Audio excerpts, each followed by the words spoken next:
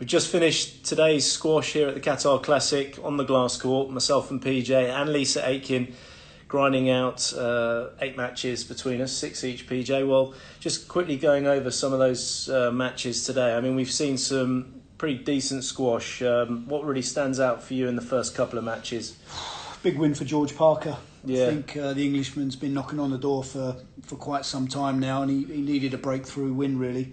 Came through against Victor Crouin of France in an epic 5-game. I think it was 11-9 in the 5th. Yeah, very tight. Normally one of the areas that you could say is a bit of an Achilles heel for George Parker is his mental approach when he's on the court. But he actually thought he held his nerve together really well, especially in the big points against Crouin. Massive points accumulated for George, and very hard worker. Physically, he's maximised the most out of his game, and Robert Owens done a terrific job with him up at West Warwick's. Yeah.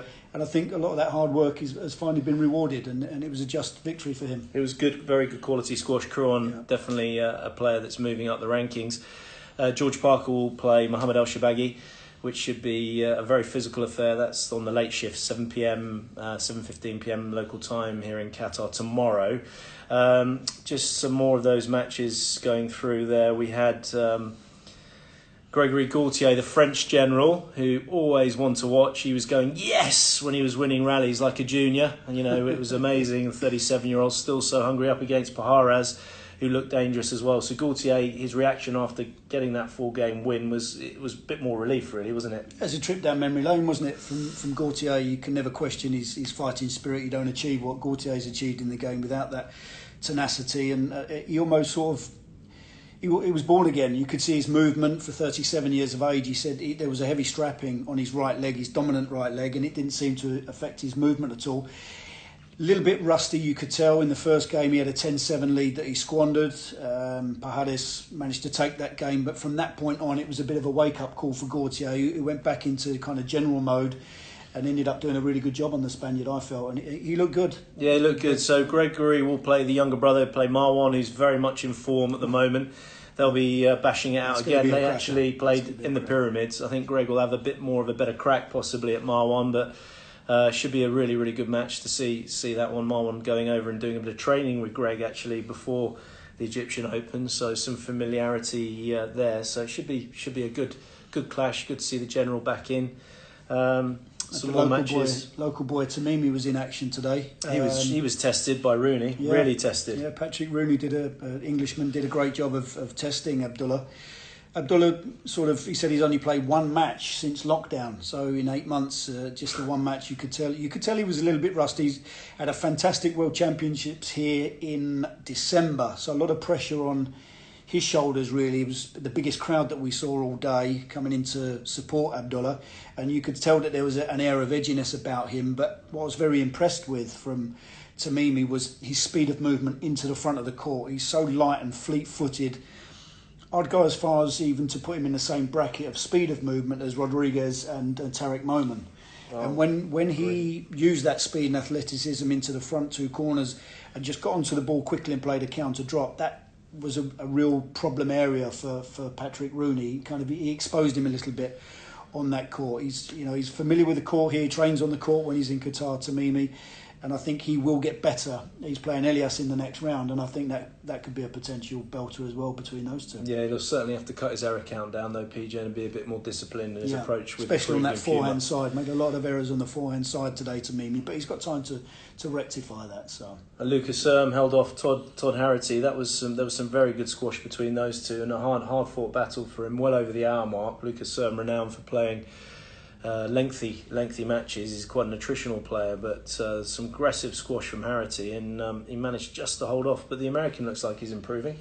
He had a good tournament at the Pyramids, didn't he? He had a good test with Elias. He actually troubled Elias for the most part. Eventually, I think Elias possibly underestimated Todd Harrity a little bit.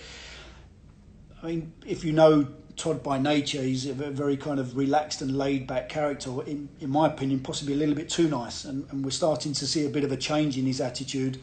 It was a real battle for the middle of the court between those two players, who potentially you could say don't really use enough dynamic movements to get onto the ball and apply pressure, but we started to see that from both of those. So good quality, similar styles of play. 65 minutes, but in the end it was Sam that just had that little bit too much artillery. And on court one, we've had quite a few matches going on as well that were streamed on the PSA YouTube channel. Tom Richards overcoming Nathan Clark. Declan James had a very easy match against one of the local Qataris. Yao was a bit more Nathan of a Clark's tougher. actually the photographer for the PSA. Maybe even Nathan Lake. I mean, unless he's improved dramatically, Yeah, he's been taking some sneaky lessons. Yeah, he needs a lot of improvement there. But yeah. Nathan Lake. Sorry, I'm a little bit fried from the squash today, going in at 6 matches. But I mean, it's always different when you're playing on a different conditions. Some of those players will be coming into the glass court tomorrow, which is a completely different environment, as we know. So the players that have played today have had a bit of an advantage, really. A bit of a run out. Gaultier would have really thrived having that run out to take on Marwan on the glass court.